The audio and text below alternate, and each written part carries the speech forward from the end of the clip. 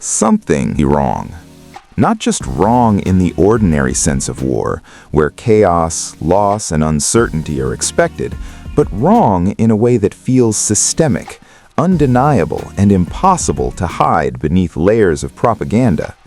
Right now, in the shattered, scarred landscape of eastern Ukraine, particularly in the Donetsk region, a brutal reality is unfolding. On the surface, the narrative being projected outward, especially from Moscow, is one of strength, momentum, and inevitable victory. According to official messaging, this is a calculated and powerful offensive, a decisive campaign designed to crush resistance and secure dominance. But that version of events does not survive contact with reality, because when you strip away the speeches, the headlines, and the carefully constructed illusions, what remains is something far more disturbing: a military force advancing at a devastating cost, suffering losses at a rate that raises serious questions about sustainability, strategy, and truth itself. The battlefield tells a completely different story. Instead of a clean, efficient advance, what is happening in Donetsk resembles a grinding, exhausting struggle where progress is painfully slow and the cost is extraordinarily high.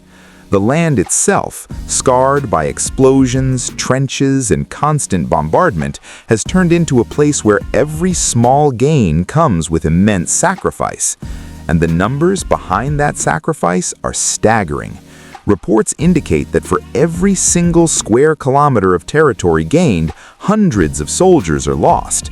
This is not a minor imbalance. This is a ratio so severe that it challenges conventional military logic.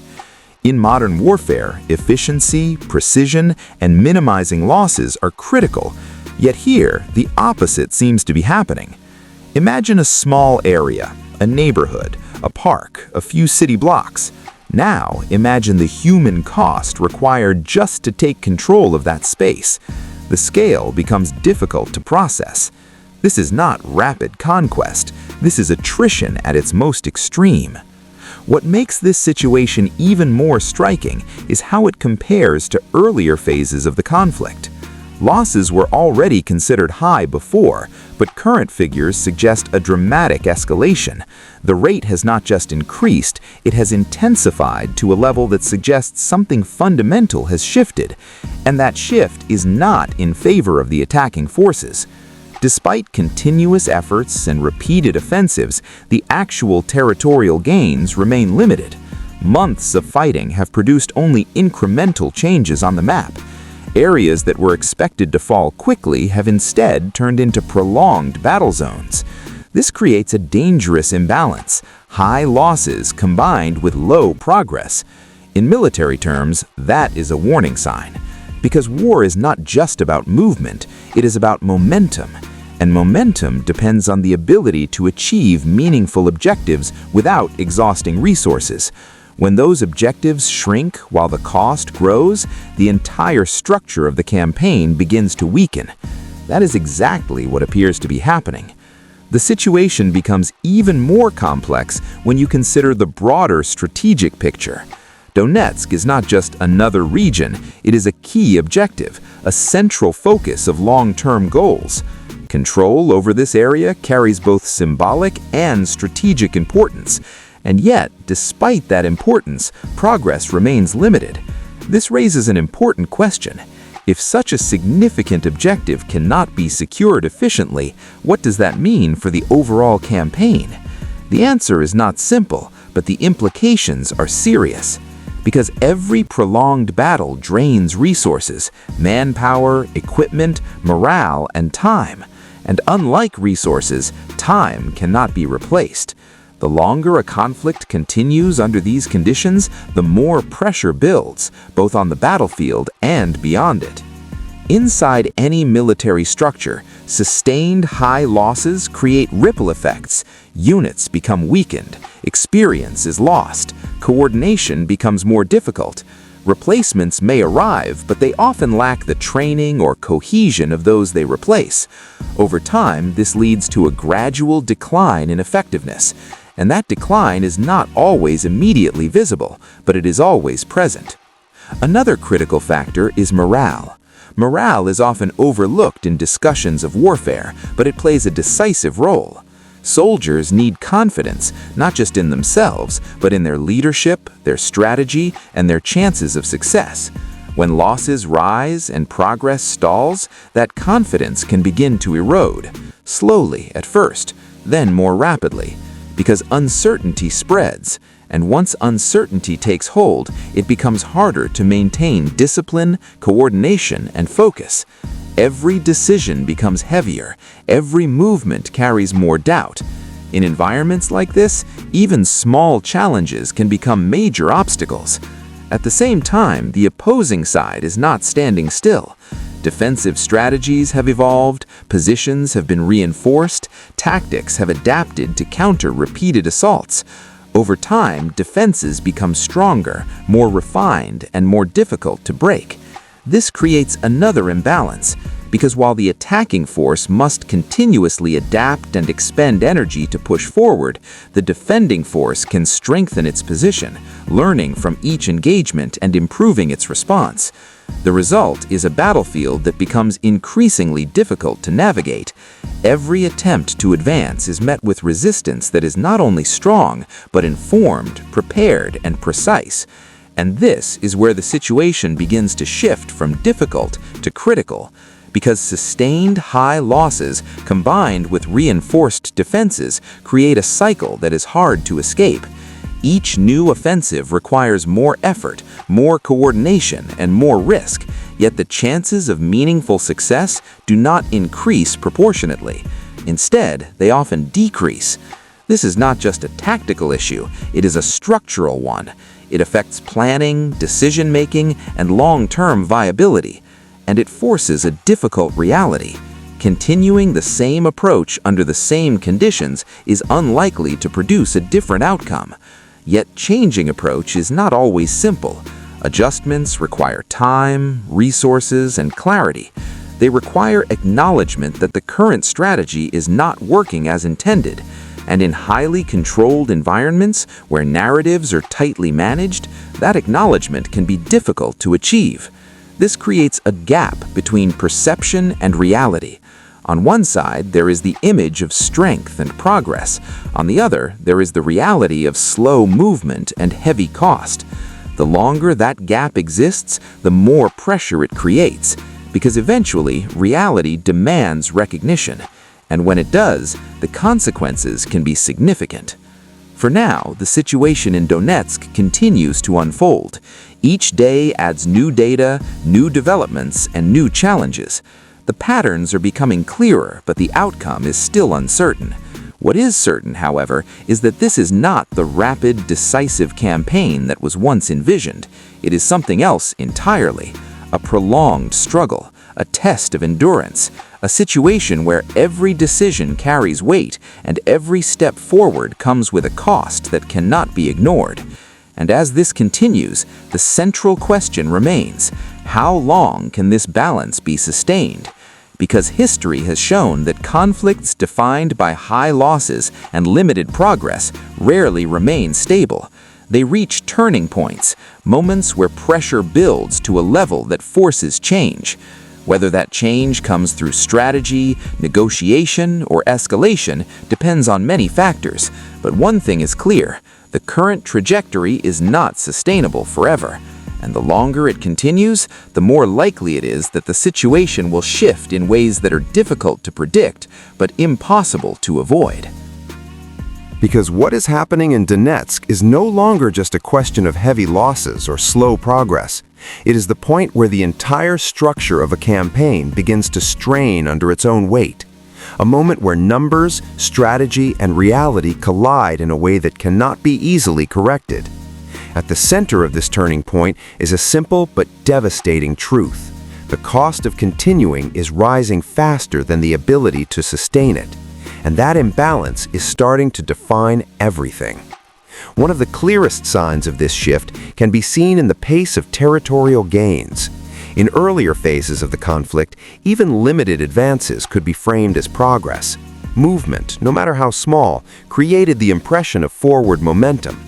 But now, even that illusion is fading. Entire months of fighting are producing minimal changes on the map. Areas that were expected to fall quickly remain contested. Operations that were meant to deliver breakthroughs are instead ending in stalemates. And the deeper you look, the more concerning it becomes. Because it is not just that progress is slow, it is that the effort required to achieve even that slow progress is increasing. More resources are being committed, more coordination is required, more pressure is placed on already strained systems, yet the outcome remains the same: minimal gains, maximum cost. This is where the concept of diminishing returns comes into play. In any system, military or otherwise, there is a point where additional effort stops producing proportional results. Beyond that point, each new push becomes less effective than the last. Donetsk appears to have reached that point, and possibly moved beyond it. Another layer of complexity comes from the changing nature of the battlefield itself. Warfare is not static. It evolves constantly, shaped by technology, tactics, and adaptation. What worked months ago may no longer be effective today. In this case, the evolution has been rapid and decisive. Defensive strategies have become more sophisticated.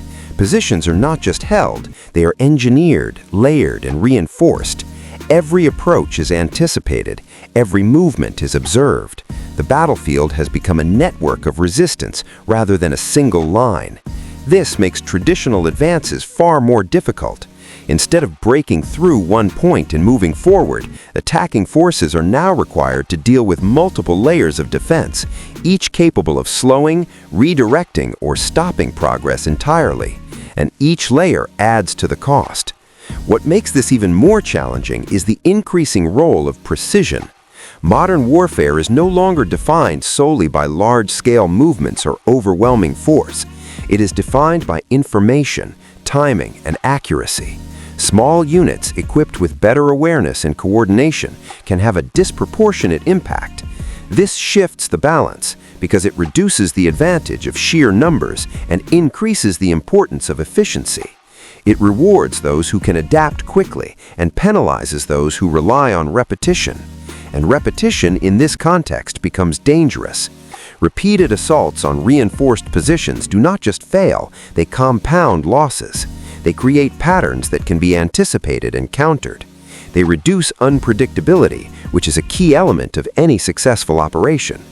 Over time, this leads to a cycle: advance, resistance, loss, reset, repeat.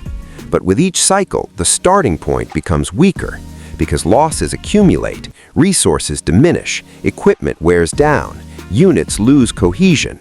Even when reinforcements arrive, they must integrate into a system that is already under pressure. And integration takes time that is not always available. This brings us to another critical issue: sustainability. A military campaign is not just about winning battles, it is about maintaining the ability to continue fighting over time.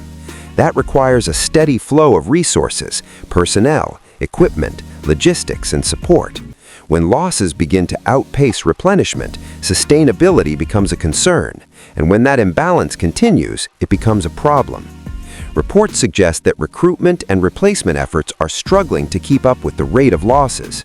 This does not mean that reinforcements are not arriving, but it does mean that the gap between what is needed and what is available is growing. And gaps matter because they affect readiness, they affect planning, they affect the ability to respond to unexpected developments. They also affect confidence. Leadership must make decisions based on what is available, not what is ideal. When resources are limited, options become constrained. Strategies that rely on flexibility become harder to execute. Everything becomes tighter, more calculated, more cautious, more reactive. At the same time, external pressures begin to build. Every prolonged conflict attracts attention, political, economic, and social. Expectations rise, timelines are questioned, outcomes are analyzed, and when results do not match expectations, pressure increases. This pressure does not remain external, it moves inward. It affects decision-making at every level. It influences priorities, it shapes narratives, it creates urgency, even when urgency may not align with strategic reality. And urgency can lead to risk.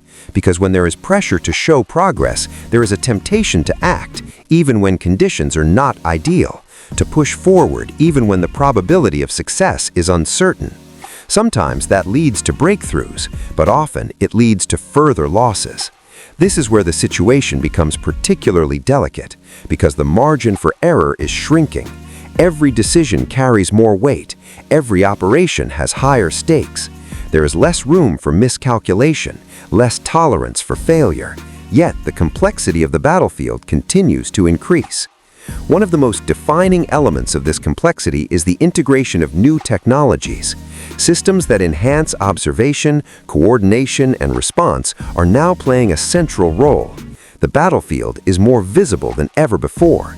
Movements are tracked, patterns are analyzed, opportunities are identified in real time.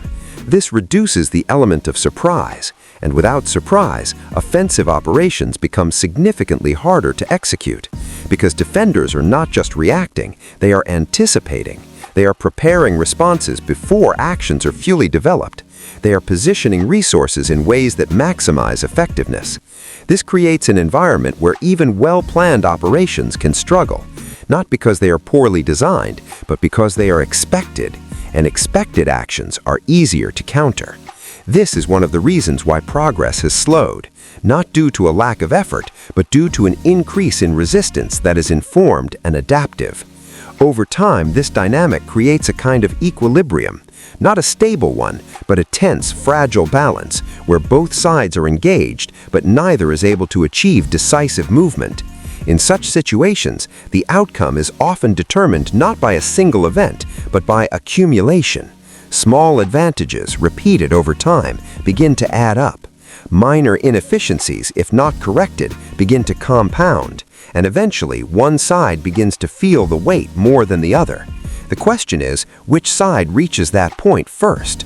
At the moment, the indicators suggest that the pressure is mounting on the attacking side, not because of a lack of capability, but because of the conditions under which that capability is being applied. High losses, limited gains, increasing resistance. These are not conditions that favor long-term success. These are conditions that require adjustment. But adjustment requires recognition, and recognition requires clarity, which brings us back to the central challenge, the gap between perception and reality. As long as that gap exists, it becomes harder to adapt effectively. Decisions may be based on incomplete or distorted information. Strategies may continue longer than they should, and opportunities for change may be missed. This does not mean that change is impossible, but it does mean that change becomes more difficult the longer it is delayed, because conditions continue to evolve. The battlefield does not wait. It responds, it adapts, it shifts, and those shifts can be subtle at first, but significant over time. As we move forward, the situation in Donetsk is approaching a point where continuation alone is no longer enough. The current approach is being tested not just by opposition, but by its own limitations, and those limitations are becoming clearer with each passing day. The coming phase will likely depend on how those limitations are addressed, whether through strategic adjustment, operational changes, or broader decisions that extend beyond the battlefield. Because at this stage, the conflict is no longer defined by individual engagements, it is defined by trajectory. And trajectories, once established, are not easily changed, but they are not permanent. They can shift. The question is not whether change will happen. The question is when and how. And as that moment approaches, the stakes will only continue to rise. Because what is happening now is not just shaping the present, it is setting the stage for what comes next. Every prolonged conflict eventually reaches a moment where momentum no longer depends on ambition, but on endurance. It becomes less about what a nation wants to achieve and more about what it can actually sustain. In the Donetsk region, that moment is rapidly approaching. What began as a campaign built on confidence and overwhelming force is now being tested by a very different reality.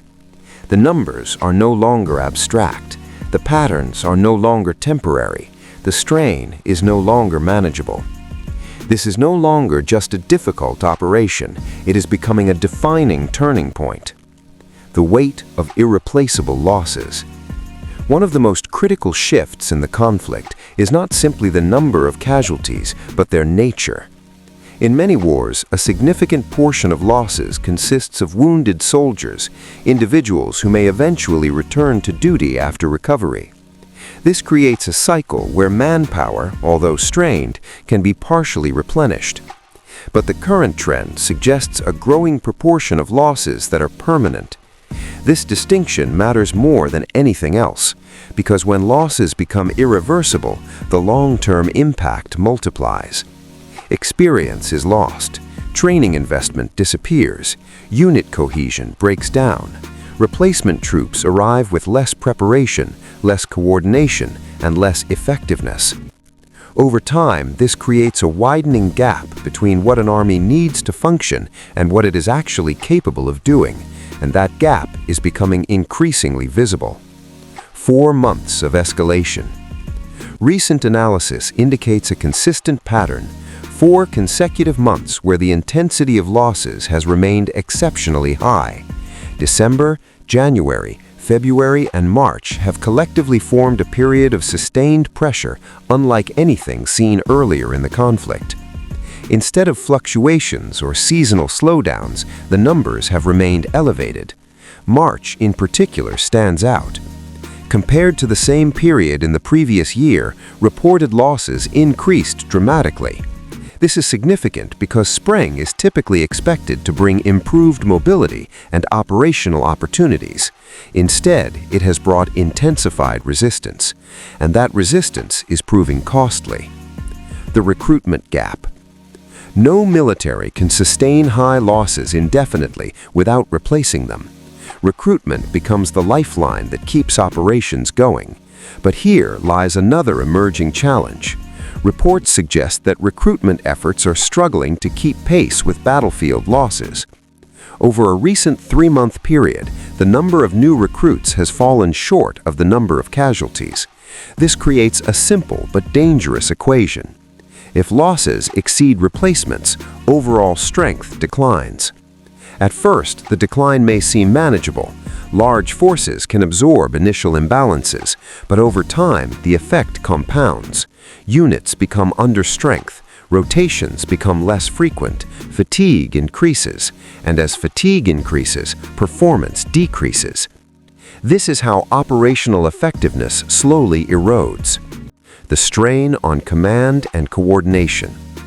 Beyond manpower, there is another layer of pressure: command structure. Effective military operations rely heavily on communication and coordination. Orders must be delivered clearly, units must act in sync, information must flow without interruption. Disruptions in communication can have immediate consequences. Even minor delays can lead to confusion. Misalignment between units can result in missed opportunities or unintended exposure. And in high-intensity environments, these moments can quickly escalate into significant setbacks. When combined with already challenging conditions, complex terrain, strong defenses, and constant surveillance, any weakness in coordination becomes magnified. And in a battlefield where timing is everything, even small disruptions matter. A battlefield defined by adaptation. While one side faces increasing strain, the other continues to adapt. Defensive strategies have evolved. Positions are reinforced not just physically, but strategically. Layers of defense are designed to absorb pressure, slow advances, and create opportunities for counteraction. This is not static defense, it is dynamic. Positions shift when necessary. Resources are allocated where they are most effective. Technology is integrated into every level of operation. And that adaptability creates a significant advantage, because in modern warfare, the ability to adjust often matters more than the ability to advance. The expanding role of precision. Another defining feature of the current phase is precision, where traditional warfare often relied on volume, more firepower, more movement, more pressure. Modern operations increasingly emphasize accuracy. Targeted strikes, coordinated responses, and efficient use of resources allow smaller actions to have larger impacts. This shifts the balance. Instead of overwhelming defenses, attacking forces must now navigate an environment where every movement can be detected, analyzed, and countered. This reduces the margin for error, and when combined with existing challenges, it further complicates offensive operations. The psychological dimension. War is not only fought with weapons, it is also fought in the minds of those involved. Morale plays a crucial role in determining outcomes. Confidence influences performance, perception shapes decision-making. Sustained losses, limited progress, and constant pressure all contribute to psychological strain. For soldiers on the ground, the experience becomes increasingly demanding. Uncertainty grows, fatigue accumulates, the sense of risk becomes more immediate. At the same time, expectations from leadership remain high, objectives remain unchanged, pressure continues. This combination creates a difficult environment, one where physical challenges are matched by mental ones. And over time, that strain can influence the overall effectiveness of operations. The limits of momentum. Momentum is often seen as a decisive factor in conflict. When one side gains it, progress can accelerate. When it is lost, recovery becomes difficult. In Donetsk, momentum appears to be shifting. Advances are slowing, resistance is holding, the cost of each operation is increasing. This does not mean that movement has stopped entirely, but it does mean that the pace and impact of that movement are changing. And when momentum begins to fade, strategies must adapt, because continuing the same approach under changing conditions rarely produces different results. A strategic crossroads. All of these factors, losses, recruitment challenges, coordination issues, defensive strength, technological impact, are converging towards a single point, a crossroads. At this stage, decisions become more critical than ever. Continuing along the same path may lead to further strain. Adjusting strategies may create new opportunities, but every option carries consequences. This is the nature of prolonged conflict. There are no easy solutions, only choices between different risks. The broader implications. What happens in Donetsk does not remain isolated. It influences the broader trajectory of the conflict. It shapes international perception. It affects long-term planning on all sides. Because outcomes are not determined by single events, but accumulated trends. And the current trend suggests increasing difficulty in achieving decisive results through existing methods. Looking ahead. As the situation continues to evolve, uncertainty remains. Conditions can change, strategies can shift, new developments can alter the balance. But the underlying dynamics, the importance of sustainability, the impact of adaptation, the role of precision are likely to remain central. These are the factors that will shape the next phase, not just in Donetsk, but across the entire conflict. Conclusion: a defining moment. Every conflict has moments that define its direction, moments where reality overtakes expectation, moments where numbers reveal what narratives cannot. Donetsk is becoming one of those moments. It represents the point where ambition meets limitation, where strategy is tested against resistance, where the cost of continuation must be carefully considered. And as this chapter unfolds, it is becoming clear that the outcome will depend not just on strength, but on the ability to adapt, endure, and respond to a rapidly changing battlefield. Because in the end, it is not the plan that determines success. It is how that plan survives contact with reality.